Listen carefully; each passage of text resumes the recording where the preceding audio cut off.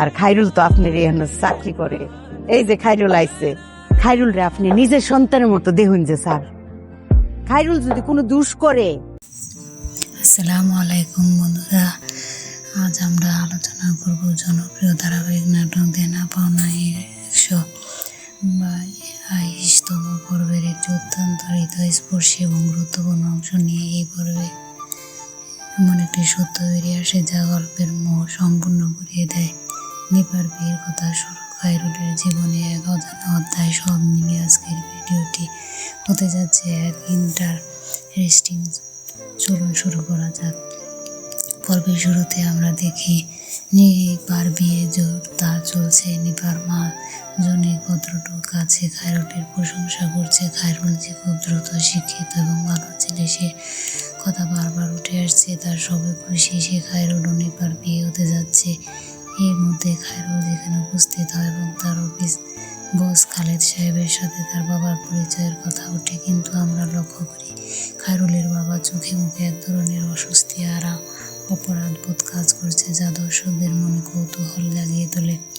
গল্পের মোড় ঘুরে যায় তখন খাইরুল তার অসুস্থ মায়ের চিকিৎসার জন্য খালেদ সাহেবের কাছ থেকে 50,000 টাকা বাবার হাতে তুলে দেয়। খাইরুলের বাবা নীতিগত কারণে এই টাকা নিতে অস্বীকার করেন এবং তার মতে অন্যের টাকা চিকিৎসা করানো ঠিক নয়। কিন্তু এখানে এক বিশাল রহস্য লুকিয়েছিল। খালেদ সাহেব এবং খাইরুলের বাবার মধ্যে একান্ত যে কথোপকথন হয়েছে, সেখানে বেরিয়ে আসে মূল সত্য।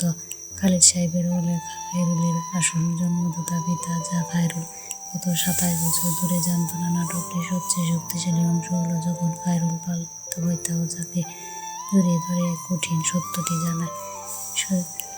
অভিনয়ে ছিল এই কথা অবনত একজন বাবার অসহায় ভয় এবং তার সন্তানদের প্রতি গভীর ভালোবাসা তিনি অসাধারণভাবে ফুটিয়ে তুলেছেন। অন্যদিকে খাইরুলের চরিত্রে এলেন শুভ্রা মানসিক ধাক্কা এবং অবিশ্বাস দর্শকদের চোখে জল এনে দেয়। খাইরুল কিছুই বিশ্বাস করতে পারছিল না, যা তার সামনে দাঁড়িয়ে থাকা মানুষটা যাকে সে এতদিন বস হিসেবে জেনে এসেছে, সে তার আসল বাবা। সামগ্রিকভাবে দেনা পাওনা এই নাটকের পর্বটি ছিল ইমোশনাল ভরপুর। সত্য প্রকাশের পর সম্পর্কটি জটিলতা, খাইরুলের পরবর্তী সিদ্ধান্ত কী হবে তা দেখার জন্য দর্শকের অধীর আগ্রহে অপেক্ষা করছেন।